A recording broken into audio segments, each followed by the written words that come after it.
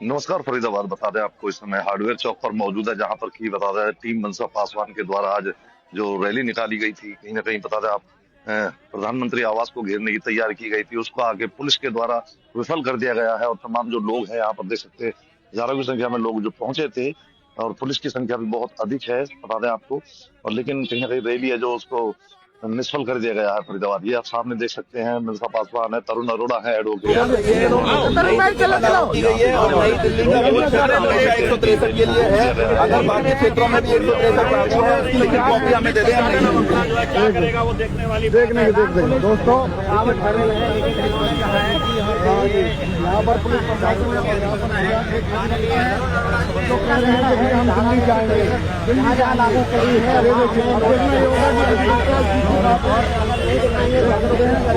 लेकिन यहाँ पुलिस रुकावट करने। देखिए भैया, अब आप देख सकते हैं फरीदाबाद के हार्डवेयर चौक पर बिना नोटिस के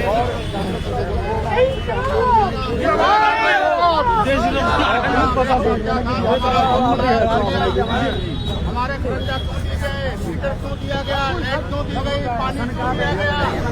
आखिरी में आते समय पे अब अवैध कब्जा है। जब हमारा अवैध कब्जा है तो हमारा वोट भी अवैध कब्जा नहीं होगा। हमें बताया नहीं जाता, हम पहले निकल जाते, चले जाते। अब हमने घरों की जमीन की हाथों की बेच के हमने मकान बना दिए छोटा मोटा किसी प्रकार। अब यहाँ से तोड़े जाएंगे, हम कहाँ जाएंगे। हमारा एक ही मतलब है कि अब यहाँ से हम कहाँ जाएं। प्रधानमंत्री के घर में जाके बैठेंगे और वहीं पर स्थान लेंगे। जब हमारा अपना मकान उनको समझ में नहीं आ रहा तो वो मकान भी जनता का दिया हुआ उनको है। प्रधानमंत्री बनाने वाले हम लोग हैं, हम लोगों के वोट की ताकत से वो प्रधानमंत्री बने हैं। और उनको ये चीज समझनी होगी कि जो हमारा मकान है, जब हम वहाँ बना रहे थे तब आपने बनाने क्यों दिया अगर अवैध था। जब मेहनत मजदूरी करानी होती है तो उनको हम लोग नजर आते हैं और हमसे मेहनत मजदूरी करा करके इस जिले को वो उद्योग शहर बनाने की बात करते हैं। और जब यहाँ पर बसाने की बात आती है तो वो इनको तोड़ करके बड़े बड़े मॉल बनाने का काम करते हैं। ऐसी दोहरी नीति सरकार की नहीं चलेगी। इनके द्वारा लिए गए वोट वैध हो जाते हैं और इनके घर अवैध हो जाते हैं, उसको लेकर क्या यही सरकार की दोहरी नीति है। ये इलेक्शन से पहले आने जाते हैं तो उस टाइम तो नहीं कि कोई कहता कि ये जमीन अवैध है, इसकी रजिस्ट्री नहीं होगी। बिहार में अरोड़ा जी, बिहार में भी 10-10 हजार रूपए दिए हैं वोट लेने के लिए और उनके घरों पर बुलडोजर चला दिया। ये सरकार की दोहरी नीति है, ये सरकारी दोहरी नीति है। के बाद उनके घरों पर बुलडोजर चलवा दिया गया और देखा कैसे उनको सड़कों पे लेकर आ गए हैं। तो ये दोहरी नीति सरकार चल रही है, सरकार लेके चल रही है। दोहरी नीति, पहले आपसे वोट लिया जाए, पहले कुर्सी, फिर उसके बाद कुर्सी पे बैठा जाए, उसके बाद उनके घरों को ध्वस्त कर दिया जाए और उनको सड़कों पे ला दिया जाए। ये सरकार की ऐसी दोहरी नीति है। क्या आप स्वीकारते हैं दोहरी नीति? जी बिल्कुल नहीं बिल्कुल दोहरी स्वीकार है और इसको स्वीकार नहीं किया जाएगा।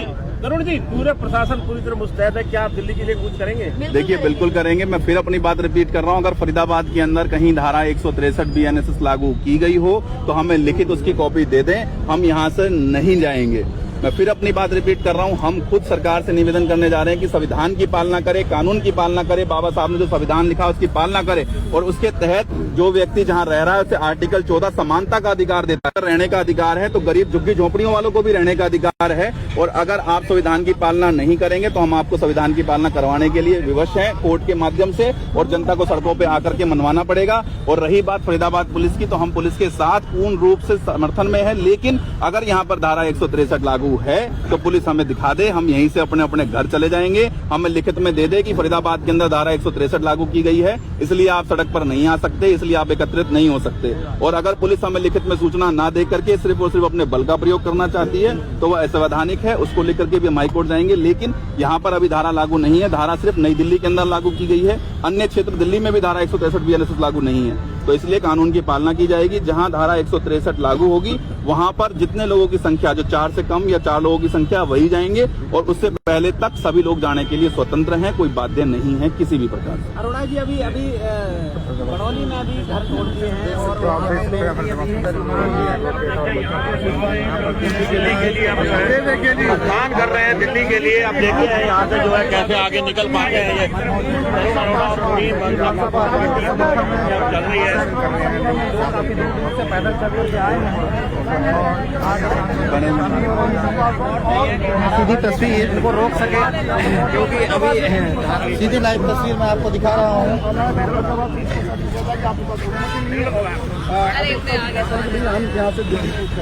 ये होगा कि भैया क्या तो निकल आगे की रणनीति रहेगी, अपडेट रहेगी। देखिए फरीदाबाद पुलिस प्रशासन पूरा बाकायदे से यहाँ पर भी अपडेट हो रखा है। फरीदाबाद के हार्डवेयर चौक पर जो कि आज टीम मनसा पासवान प्रधानमंत्री नरेंद्र मोदी जी का घेराव करने के लिए पुलिस प्रशासन भी साथ में है, हम देख रहे हैं कि जो है दोस्तों वीडियो को लाइक शेयर क्या करेंगे, इस पर भी पुलिस प्रशासन भी नजर है।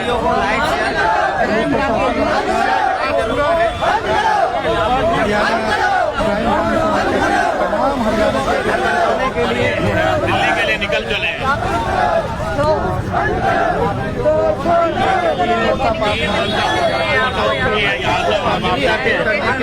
जो है बाहर निकलती है, सैकड़ों समर्थकों के साथ यहाँ पे निकल चुकी है। आगे की क्या रणनीति होगी देखते हैं। प्रशासनिक अधिकारी इनको आगे जाने से रोक रहे हैं, देख सकते हैं। प्रशासनिक अधिकारी लागू है तो दिखा दे हमें ऑन रिटर्न में कि क्या लागू है और क्या लागू नहीं है। तो अभी जाने दे रहे हैं या रोक दिया आपको?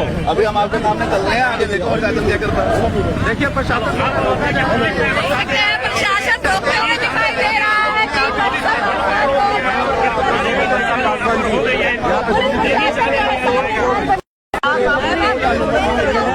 अपनी बात भी नहीं रख सकता। अपने देश के प्रधानमंत्री से अपनी बात कानून के तहत आप रोक रहे हैं, एक बार बता दीजिए कौन से कानून के तहत आप रोक रहे हैं, वो बता दीजिए। आप इनको कौन से कानून के तहत रोक रहे हो? 163 की आप बात कर रहे हैं, उसका जवाब आपको दिया गया। संविधान हमारी हमें आपने मुँह दिखाओ, मुँह दिखाओ। जवाब के साथ साइटेशन होनी है, जिसमें हमें सुप्रीम कोर्ट ये बात बोलता है कि आप छोटी हाइट हो रही है यार, हम हम यहाँ पर किसी भी प्रकार से कोई अभद्र